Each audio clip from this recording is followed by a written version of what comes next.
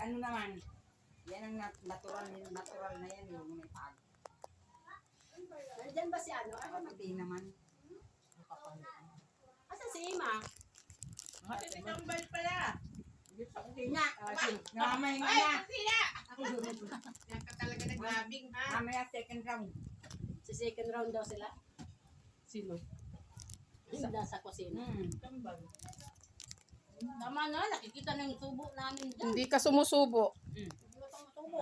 Titingnan ko yung mga mukha namin kung maganda ba o ano. Ako, kabila ng cellphone eh. Ay pala si Ima.